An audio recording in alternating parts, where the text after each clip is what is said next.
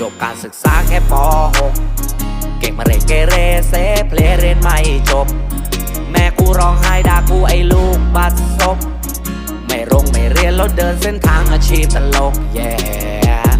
ได้ตังค์วันแรกค่าแรง100 บาทผ่านทุกข์ผ่านร้อนท้อแท้กดดันบางทีก่อนนอนกูมีน้ำตาบางคนเคยมองตัวกูอีกนานกว่ามึงจะมีราคาแล้วไงวะตอนนี้เสือกมาเรียกกูซุปตาไม่เป็นดังฝัน